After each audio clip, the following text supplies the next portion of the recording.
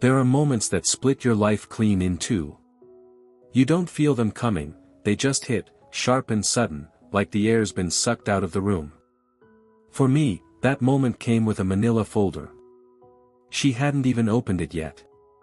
Her hands shook just holding it, fingertips twitching like the weight of what she didn't know was already pressing through the cardboard. But I watched her face as she stared at it, and I knew. Deep down, she already knew. She just didn't want it to be true. But the real twist? The thing that turned my stomach more than any photo in that folder? Her mother helped her pack the bag. My name's Aaron. And this isn't just a story about betrayal. It's a story about trust, the kind you build inch by inch over years, and how it can crumble in one long weekend. Olivia and I were together for 5 years. The kind of 5 years that makes you think the movies get it all wrong. There weren't fireworks every day. No one wrote sonnets. But there was rhythm. Laughter in the kitchen. Sunday morning pancakes. A kind of quiet loyalty that felt, to me, like forever. She had this way of showing up, to every dentist appointment, every dumb work event. She remembered the names of my co-workers' kids. She ironed my shirts because she said I'd never do it right. She was sharp, funny, steady in her own messy way. We made sense. Not flashy, not wild. Just, right. And her mom? Well, Margaret was never warm. But I figured that was just her way. Cold wasn't the same as cruel, right? She always looked at me like she was calculating a risk. Like she knew something I didn't. Still, I smiled at her Thanksgiving table and let her correct my posture in family photos. Because that's what you do when you're building a life with someone, you make room, even for the people who don't make room for you. The trip came up 6 weeks before the wedding. Olivia said her mom wanted to take her away, just the two of them. A little mother-daughter escape before she became someone's wife. They'd always talked about it, apparently. Miami. Spa days. Ocean breeze. Bonding. I wasn't suspicious. Not then. In fact, I thought it was sweet. Told her to go, have fun.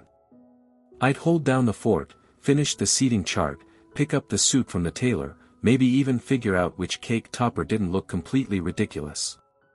The morning they left, I helped zip her suitcase. Tossed in the extra charger. She kissed me 3 times on the cheek, once for each night she'd be gone. And then she was off, sunglasses perched on her head, her mother trailing behind in a linen set that probably cost more than my monthly rent. First red flag. The silence.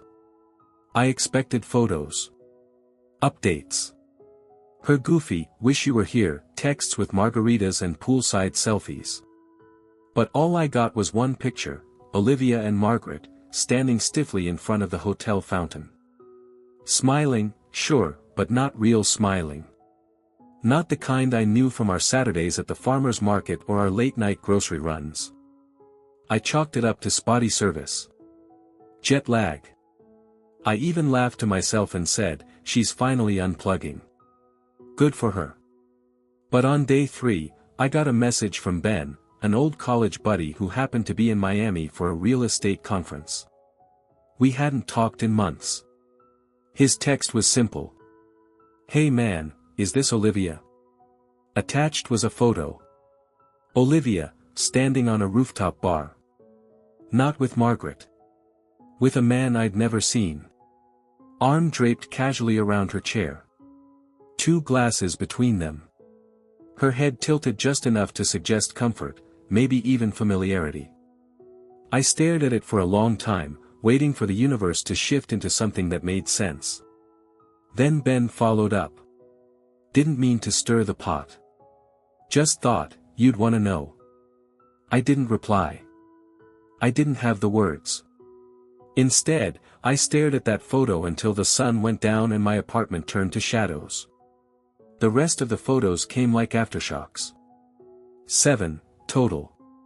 Rooftop drinks. A walk along the beach. Dinner. A photo of them laughing, him whispering something in her ear. And then the one that broke something in me, them entering a hotel together, hand in hand, time-stamped past midnight. It wasn't our hotel. And it definitely wasn't her mother beside her. I waited until she came back. Until she walked through our door with a suitcase that no longer felt like it belonged to my future wife. She smiled, said she missed me. I didn't smile back. I said we needed to talk. She hesitated, just long enough. Then I handed her the folder. No words. Just wait. She took it.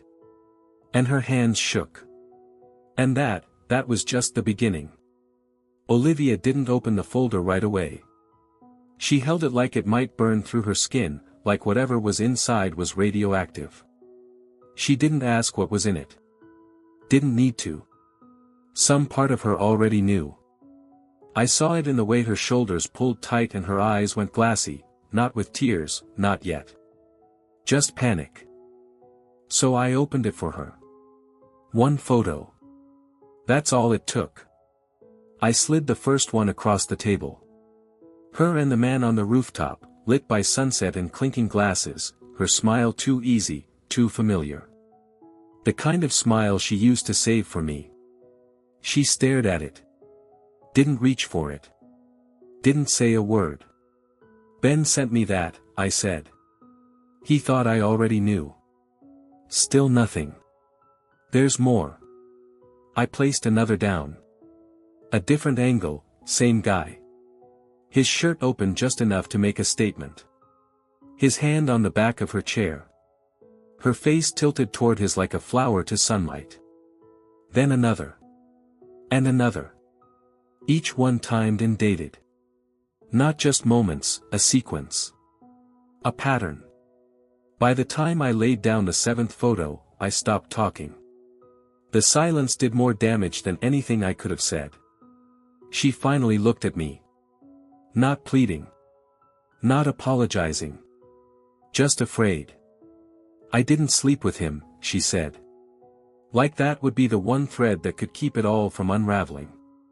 And I believed her, not because she was convincing, but because I could tell she thought it still mattered. That's not what hurts the most, I said, and my voice came out quieter than I expected. It's not the photos. It's that you looked me in the eye when you got back and said you had a great trip. I didn't plan for it, she said, eyes flickering down to the table. I ran into him at the hotel bar. He recognized me. We used to, it was before you. Before everything. It just happened.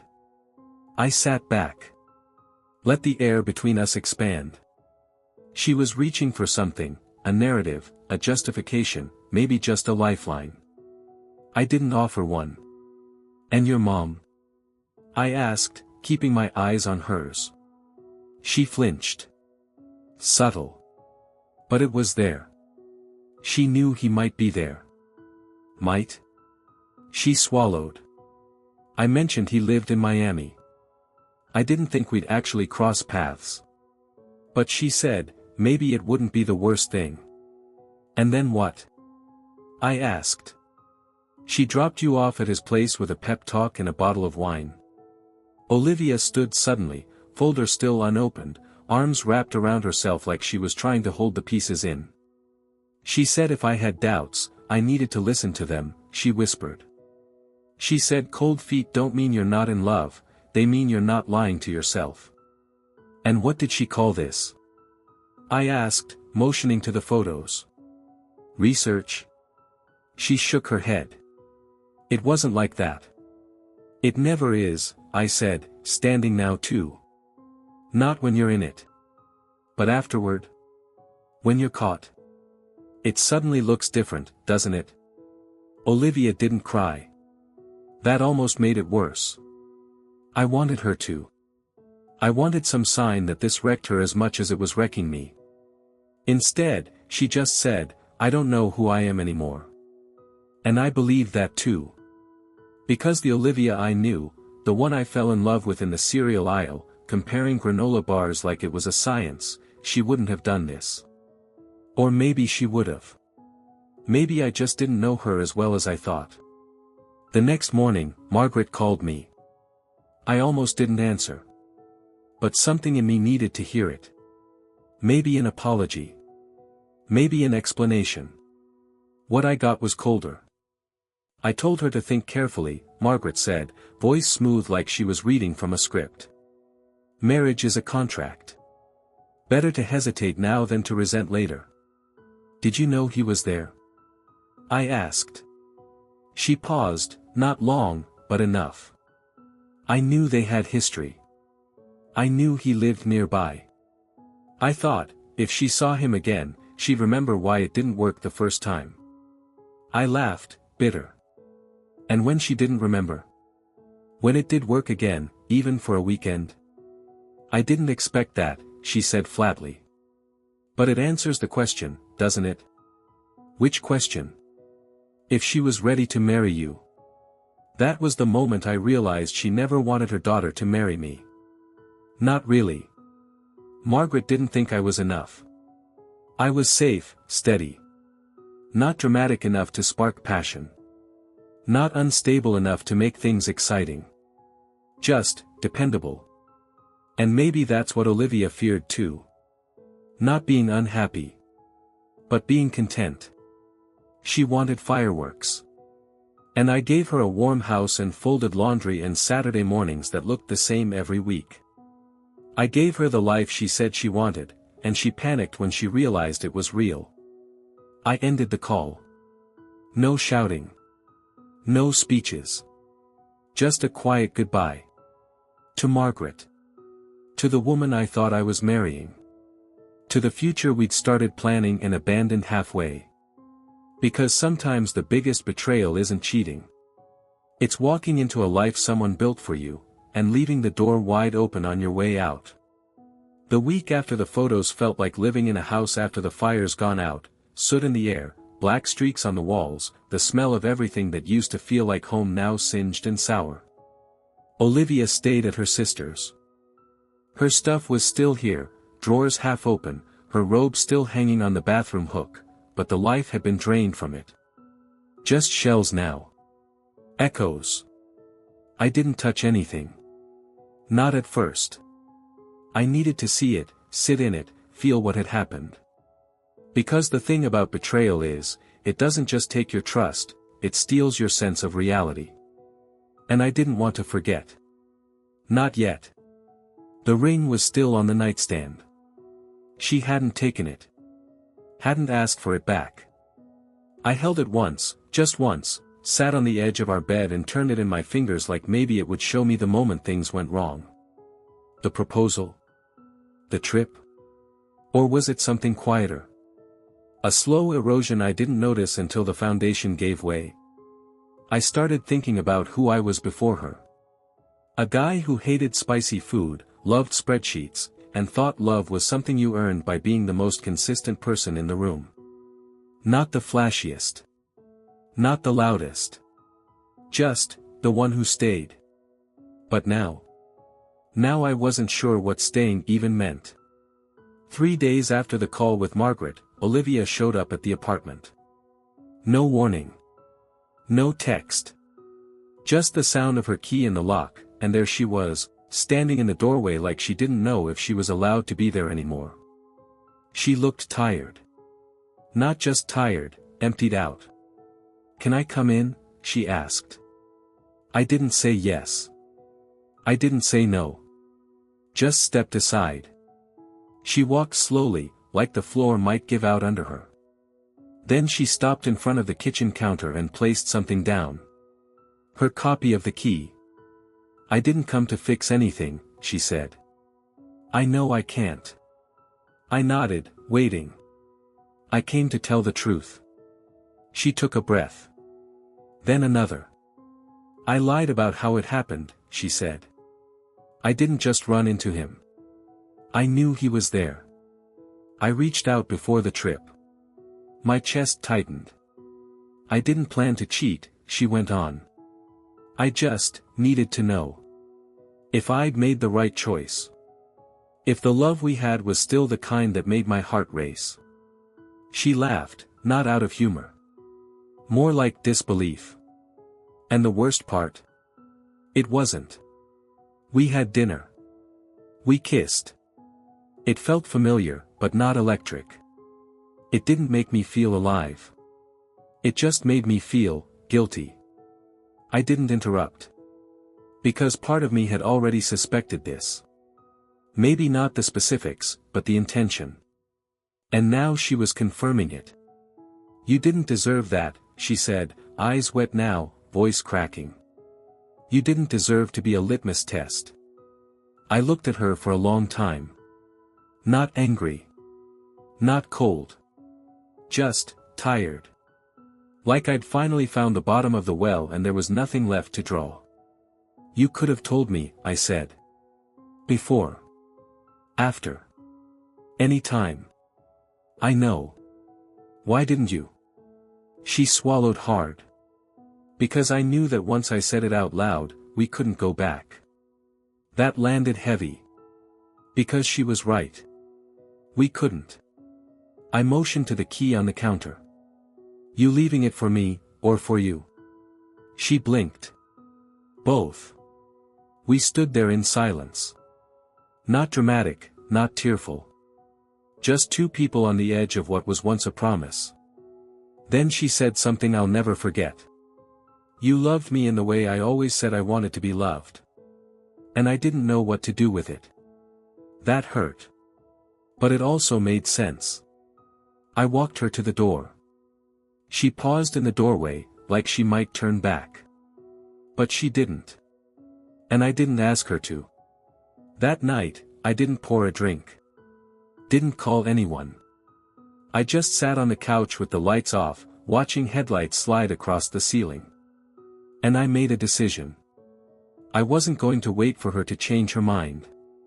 I wasn't going to wear this like it was my shame to carry. I was going to move on. Not in spite of the heartbreak. Because of it. Because sometimes, the clearest kind of love is the one you give yourself, when you finally choose peace over potential. I woke up the next morning and opened the windows. Let the air in. I started bagging up things she left behind, not out of spite, but clarity. I was making room. For something new. For someone new, maybe. Or maybe just for a version of me that didn't flinch every time the phone buzzed. That weekend, I drove out to a cabin upstate. Just me, some firewood, and a sky full of stars. No signal. No noise. Just space. And in that space, I remembered something. Love should never feel like something you have to chase. It should feel like gravity. Natural. Constant. Quietly powerful. And when I find that again, if I do, I won't need a folder full of photos to tell me what's real. I'll just know. 2 weeks passed. The apartment got quieter, but not in a hollow way. More like the kind of quiet that lets you hear your own thoughts again. The ring was gone, not sold, not tossed, just packed away. Out of sight. I didn't need it looking at me every morning like some echo of a promise that never landed. I was doing better. Or at least, steady. I'd picked up extra shifts at work, repainted the hallway, even started running again, slow, clumsy laps around the park, but enough to make my lungs ache in a way that reminded me I was still here. Still whole, even if I didn't feel it yet. And then came the letter. Not a text. Not an email. A real letter, envelope, stamp, my name in handwriting I didn't recognize. At first, I thought it might be from Olivia. Some final apology, or maybe a formal request to come pick up the last of her books. But when I opened it, a small card fell out, followed by a folded page. The card had just 3 words. She didn't know. The letter was from Margaret. Olivia's mother. And I'll admit, I almost threw it away right then. But something in those 3 words made my hands go still. She didn't know. I unfolded the page. It was written in neat cursive, like Margaret had learned penmanship back when letters still mattered. And the tone, for the first time since I'd met her, wasn't cold. It was human. She said she owed me the truth. That what happened in Miami wasn't just a lapse in judgment, it was a mess she helped create. Not intentionally, she claimed. She never told Olivia to cheat. She never thought she would. But Margaret had encouraged the meeting. Said she'd told her daughter, if there's a shadow in your heart, better to face it now. She thought she was helping. That by letting Olivia confront her past, she'd commit more fully to the future. I thought she'd see how far she'd come, Margaret wrote. Instead, she forgot who she was trying to become. And then came the part that landed hardest. She didn't know you knew. Apparently, Olivia had returned from Miami planning to tell me everything. She'd even written it down, tucked it in her purse. But when she walked through the door and saw me waiting, folder in hand, she panicked. Margaret said she watched her daughter crumble under that silence. She didn't lie to protect herself, she wrote. She lied because she thought she'd already lost you. I sat at the kitchen table for a long time after that. Letter in one hand, coffee gone cold in the other. And here's the strange part. It didn't change anything. Not really. But it did soften something. Because sometimes betrayal isn't just a choice, it's a moment. A moment where fear gets louder than love. Where old ghosts whisper too loud, and you forget what you were fighting for. I wasn't going to call her. Or write back. There wasn't anything left to reopen. But I did something small. I lit the fireplace. Turned on the record player. The old jazz one she used to love. And I let it play. Not for her. Not for us. Just for the quiet. Because even after everything, the folder, the lies, the goodbye, I didn't want to carry bitterness. I wanted to carry light. I always thought closure was something you chase down, a conversation, an apology, some tidy ending with a bow on top. But real closure? It sneaks up on you. Sometimes, it looks like a Tuesday morning, coffee in hand, no tears, no anger, just stillness. That's where I was. Calm. Not over it, but past the point where it ruled me. And then Megan called. Now, I hadn't heard that name in years. Megan and I had dated back in college. We were kids, really, full of plans, light on wisdom. It ended when we both realized we wanted different things, and I never blamed her for that. We lost touch, as people do. She moved out west. I stayed put. So when her name popped up on my phone that morning, it felt like hearing a song you forgot you used to love. I answered. She sounded the same, warm, a little cautious. "Hey, Aaron," she said. "I heard about the wedding." Turns out, her cousin worked with one of Olivia's bridesmaids. Small world. Smaller when people are hurting. "I wasn't calling to poke the wound," she said. I've been thinking about you." We talked for a while. Caught up. Laughed at old stories. And somewhere between her telling me about her job and me joking about my pathetic attempt at houseplants, she asked if I wanted to grab coffee. Just coffee. Nothing more. I said yes. Not because I was looking for anything. But because I wanted to sit across from someone who once knew a version of me before life got so heavy. We met the next afternoon. Same cafe we used to haunt back in the day. She looked older, like me, but in a good way. Softer around the eyes, a little less urgency in her voice. Like she'd stopped trying to prove something to the world and just started living in it. We didn't talk about Olivia. We didn't need to. But near the end, as we both sat stirring half-empty cups like they held answers, Megan asked me something. "Do you think you'd still be marrying her if you hadn't seen those photos?" I looked at her. Really looked. She wasn't asking to twist the knife.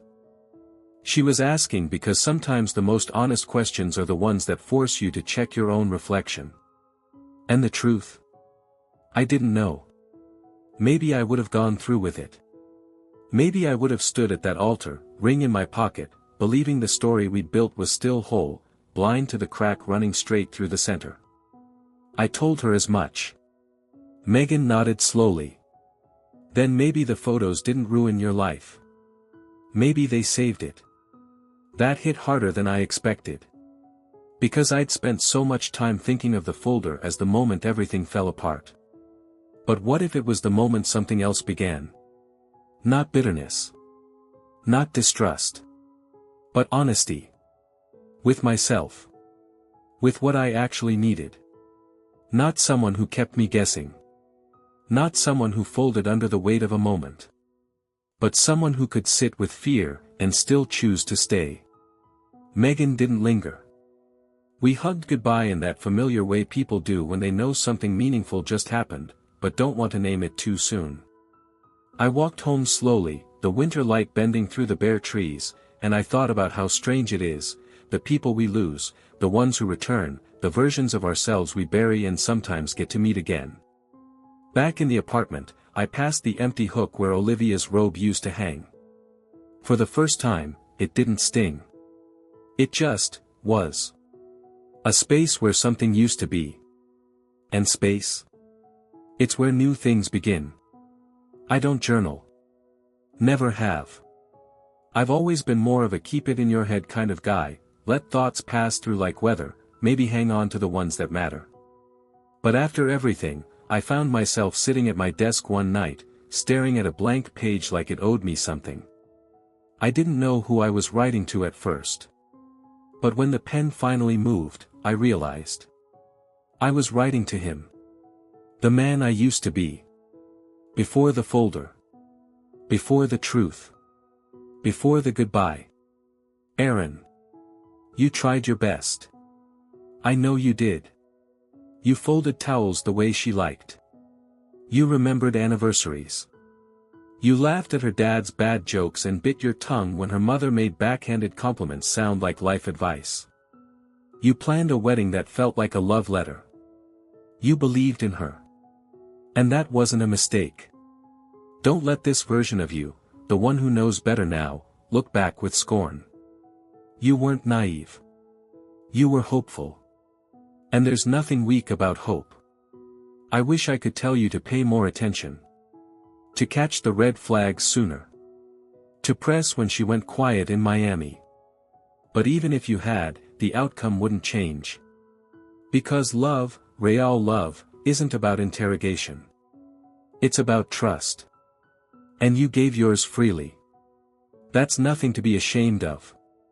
I wish I could warn you that she'd come home changed. That the woman you kissed goodbye at the airport wasn't the one who'd return. But some lessons don't fit in warnings. Some things, we only understand in the breaking. You kept the folder longer than you should have. Not out of vengeance, but proof. You wanted to be wrong. And when you weren't, you needed to see it, to feel it, until there was no more room for doubt. That's okay too. Closure doesn't arrive all at once. Sometimes, it comes in silence. In unanswered texts. In a key left on a counter and a name erased from the wedding seating chart. But here's the part I'm proud of. You didn't burn the house down. You didn't scream. You didn't throw the photos or torch the dress or post a bitter goodbye online. You left. You stepped out of the story, gently, deliberately, and chose yourself.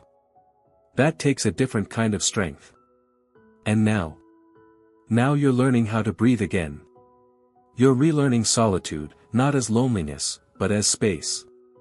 You're finding meaning in small things, a good song, a quiet run, a stranger's kindness. You're realizing that healing isn't a finish line. It's a rhythm. And you're keeping time. The world won't always reward people like you, steady, kind, all in. But the right person will.